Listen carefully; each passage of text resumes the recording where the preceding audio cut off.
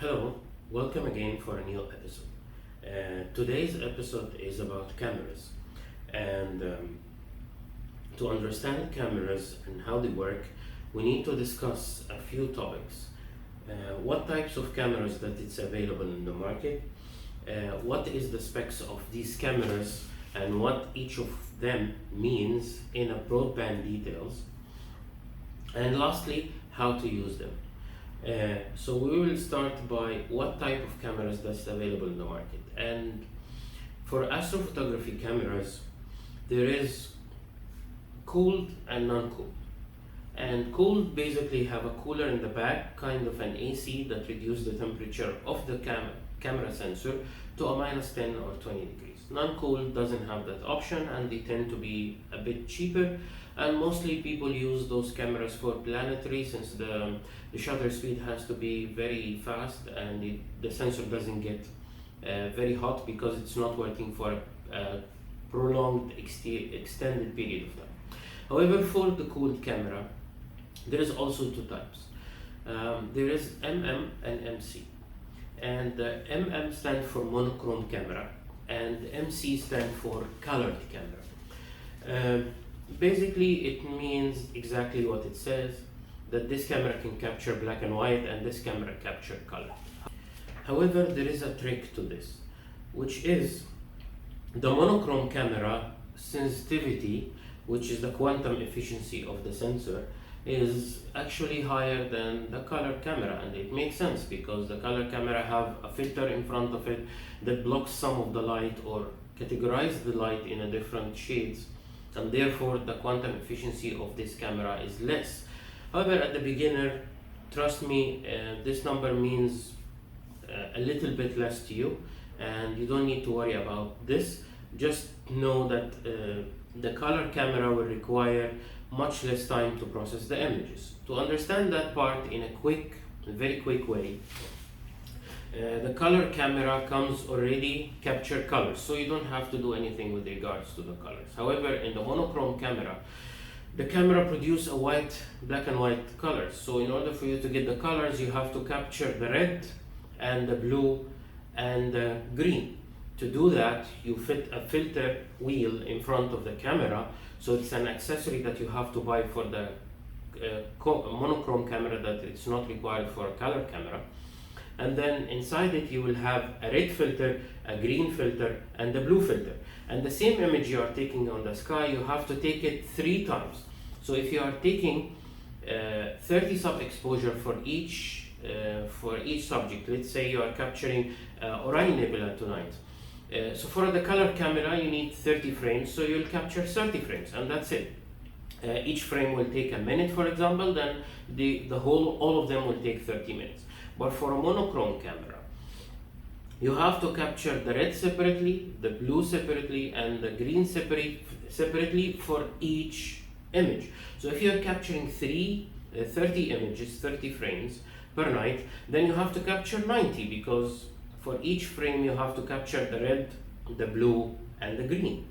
So this will add up to, instead of 30 minutes, it will be 1.5 hours. It doesn't seem like much of a difference, but when you are capturing for 6 hours, 200 frames or even 50 frames, but each exposure is 3 minutes, now you have a problem, because your 5 hours became 15 hours, or your 6 hours became 18 hours.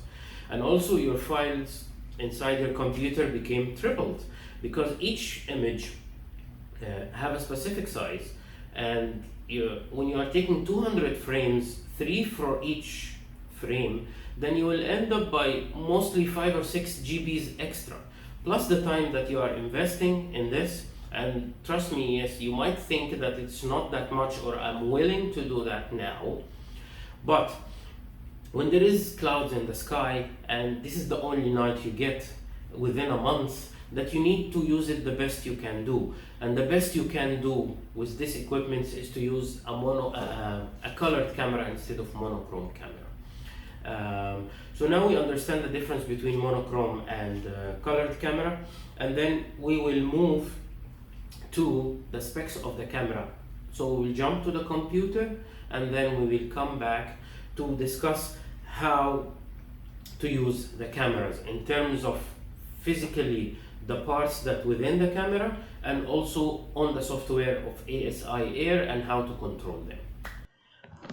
Okay, we are here on the desktop, and we'll start by listing the specification of the camera. Um, I chose here to compare both the ASI 533 and the ASI 2600 for a specific reason, and you will see in a minute. Starting by the specification. This part of the video is going to be separated into two. First, the specification of the camera, and second, the curves. So the beginning will be the specification of the camera.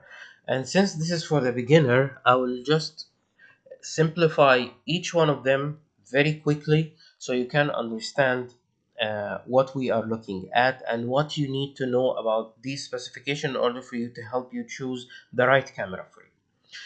For these sensors, they are mentioning the name of the sensor, the size of the sensor, it's 1 inch, and usually the size of the sensor is calculated on diagonal. So it's 11.3 millimeter by 11.3 millimeter, and this diagonal is 1 inch. The resolution of the sensor, 3008 pixels by 3008 pixels, since this camera is a square sensor. The ADC, which is the analog to digital converter, but we are not going to go deep into that. All you need to do is understand that 14 bits give you the depths of shades of gray to that sensor. So 1 bit will be either black or white. 2 bits will have 4 degrees between them, between the black and whites and the shades of gray. So going with the to the power, the multiplied by the power of 14 gives you a few million shades of gray between each color, and this makes your image a little bit more refined in terms of the shades of each color, right? So between the white and the red, between the white and the green, between the white and blue, and so on. The read noise is simply each sensor, when it reads the data, it has some kind of noise. No need to go into details about what exactly the noise is, but just know this, that when the sensor is reading the image based on its temperature, it has a read noise. Since this camera is cooled, so by cooling the sensor, you can reduce the read noise of the sensor. However, it's never gonna be zero. So this is the kind of random noise that comes within the image when it's reading the data from the object that you are photographing. And the lower the number here, the better the quality, or the less the noise you have in the image. This is just the cooling, and it has a buffer of DDRAM3, which means it's fast, and this is the capacity of it. No need to pay much attention to this, it's not important.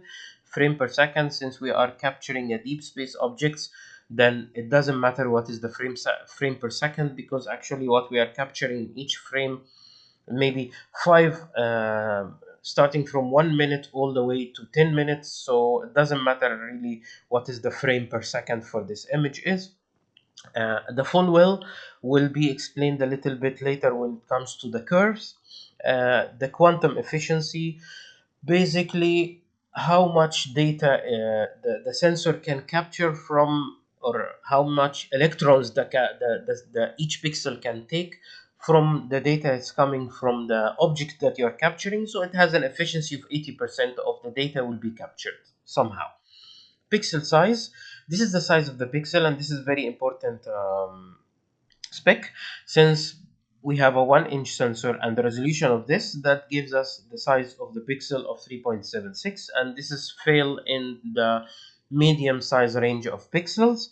The bigger the pixel, the better it will be for longer focal length telescope. So if you have a longer focal length telescope above 1000 millimeter, then a bigger number than this will be more helpful for you. Within a category of 300 all the way to 800 millimeter of focal length, 3.76 nanometer of pixel size is perfect for you. You have no problem with that. So this is basically the first part of the specs. The second part of the specs is the curves. And all you need to understand here in the curves is the um, two actually curves of them: the read noise comparing to the gain, and the depth of the well. And without going into a lot of details about this, just to understand that um, the more gain you have, the more the image will look a little bit brighter. So great, let's increase the gain from 0 all the way to 450 units, right? No, it doesn't work that way. Why? Because think of each pixel that you have as a whale, and the whale can be filled with water. So the more deeper the whale is, the more you can add water to. But if the whale is very deep, then you need a lot of water to fill this whale. So it will not be able for you to feel that the whale have any water if it's ultimately deep, right? So the same way pixels work. If you are pointing your telescope with the same camera to to an object, and this object is very fade, then you need maybe 1 hour of one single exposure in order for you to be able to see that object on on the screen. So a solution for that, to increase the gain. So when you're increasing the gain, you're reducing the depth of the whale, so the whale can be filled much quicker when you're adding some water to it. And that's the basic idea of this. But also there is another thing to consider here, which is the read noise. This camera, for example, have a very good sensor that when you increase the gain at a specific point at 100 gain, the read noise will drop, which means that you will get a better quality of image when you are increasing the gain, while also getting a better light in your image, which means that the sensor becomes more sensitive to light, right? So all you need to know here is that if your camera sensor that you're choosing have a curve like that, choose the point of gain that it have the less amount of read noise that does not compromise the depth of the whale. Here, if you look here, the more we go here, the less noise we get, but also the whale becomes more shallow until it becomes zero. So only one drop, one electron, or one photon of light will make that depth, that whale full, and then the pixel will be saturated and it will look white. So you don't need that. You need some sensitivity, that you need to add more drops of water, which is more photons of light, while maintaining a read noise that it's acceptable. So look at only this graph when you are choosing your camera, and when you are finding this drop, then choose the gain that relatively to this, that provide the least amount of read noise. And that's all you need to know for now about the curves. And if you are comparing this camera to the 2600 and go to the same point here, you will find in the curves similarly this is happening. And why is that? Is because the sensor of the 533 and the sensor of 2600 is quite similar. They are almost the same except for the size. So this camera size, sensor size, is a little bit bigger, so but it has the same size of pixel and almost the same curves and almost the same read noise, uh, but it has a little bit more of depth of colors. So the analog to digital converter here is much better, but it's not an important factor when you're choosing your camera, since if you are looking at the price here, this is rated as 1500, while this camera is rated only at 800. So this camera will be more beneficial for you to start with. This is more of a full frame camera, or close to. It's not a full frame camera, but it's close to. So trust me, you don't need to start with something with this expensive. Go for something like the 533 MC Pro and you will be good to go. One more thing I need to mention here, or two things to be exact. First, the amp glow. This a representation from ZWO website that shows you that some cameras have amp glow, some cameras doesn't have amp glow. And amp glow is exactly what you're seeing here in this picture. Within your picture that you're capturing, you will see this glow of light from the side. This is applicable to older cameras from ZWO, which is older sensors from Sony, like the 183 camera or the 294 camera. So they are not beginner friendly, but you can deal with them if this is your only option. However, the 533 and the 2600 have a newer sensor and have zero amp glow, so the image will be very clear. If this is your dark frame, it will look like this. If this is your main photo, it will not have this glow on the side of it. Then it will make your life much easier when it comes to post-processing image when you are using calibration frames. Secondly, second part is I want to explain is the back focus. Each camera have something it's called a back focus, and back focus is the distance from the sensor, which is located somewhere here, all the way to the objective lens, or all the way to the back of your flattener or the end of your telescope. This distance is usually 55 millimeter, and this diagram shows you how to connect this the camera to the telescope if you have different equipments. And don't worry about these spacers, because these spacers that makes you gain the 55 millimeter is actually included within the camera, and this is actually what comes with your camera: the bag, the cables, and the T adapter, and all of the spacers you have. So you have a 16.5 21 millimeter spacer, and even 11 millimeter spacer that comes connected to the camera here. And these are adapters for the sizes of the thread that will be explained in details when it comes to assembling all of these parts together. But generally speaking, you have two kind of threads, M42 and M48, and some of these spacers have M48 and M40 or M42, which is a smaller one. And you need and all of the adapters that is included to transfer between these sizes is included within your kit, so you don't have to worry about this.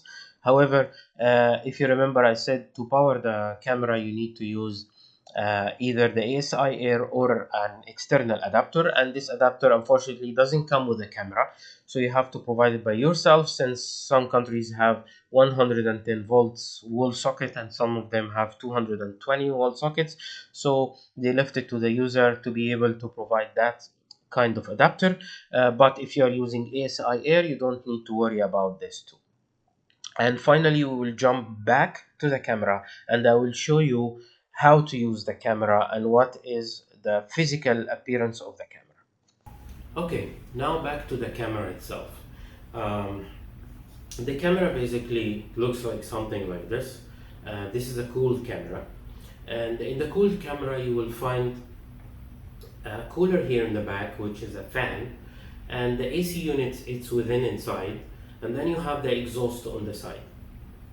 On the back you will find the USB cable, which is blue indication for the USB 3, highly recommended because of the speed that the data is supposed to be transferred, especially if you have a big sensor.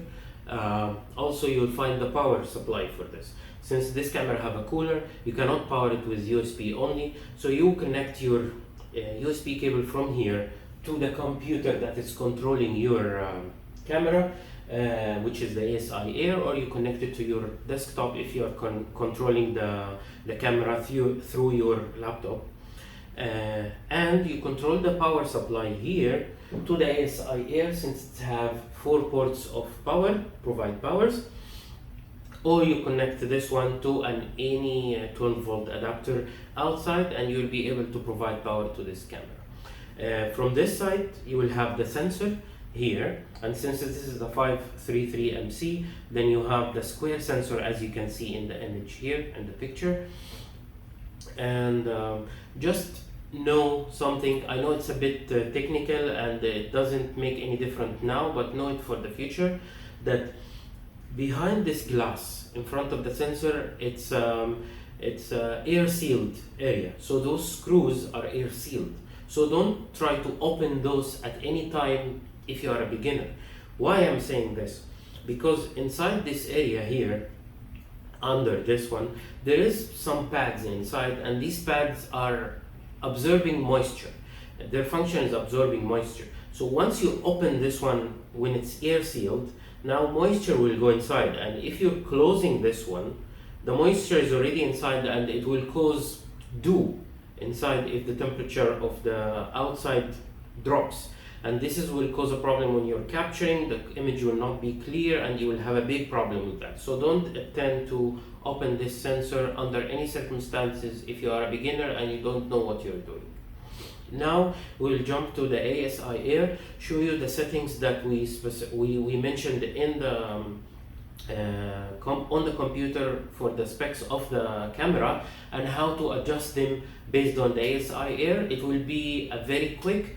We will not go into a lot of details, since this will be explained in details when it comes to the ASIAIR and how to use it.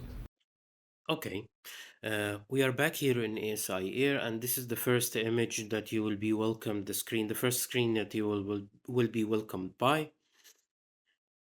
You enter, and then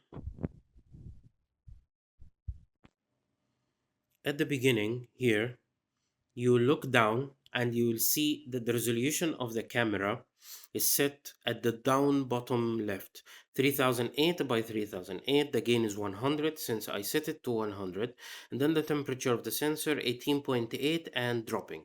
Why it's dropping? Because the cooler now is starting, and it shows you what is the percentage of the cooling starting. And since I just started the sensor now, the ASIAIR now, so now the ASIAIR is starting to cool the sensor, and this will keep dropping until the temperature that I set it. In the top part here, you will find a logo of the Wi-Fi, which is basically your ASIAIR connection. Next is the camera, which is our target now. So we'll go to the camera, and here you will see it's already automatically detecting the ZWO-ASIAIR. Gain, it sets here to 100, which is generally the default medium size. You'll keep it there. The main scope focal length has already been set. All you need to do is cooling, set it to -10 degrees, set it on, and then you can control this temperature as much as you want, but I always keep it at -10 degrees. In the advanced option here, you have something it's called pinning, and this is a subject for another time. But however, all you need to do regarding this is setting your gain and setting your cooling in ASIAIR, and that's all you need to do when it comes to the main camera and ASIAIR. And then the sensor will keep dropping the temperature. As you can see here now, temperature is 9.3, and the cooler can reach all the way up to 100%, but most of the time I never saw it exceed 70%, while the temperature is actually at -10 degree. And if it's outside temperature is cold enough, like 5 or 6 or 7 Celsius, then your actual cooler will not work more than 30% of its power, which is good since it conserve power.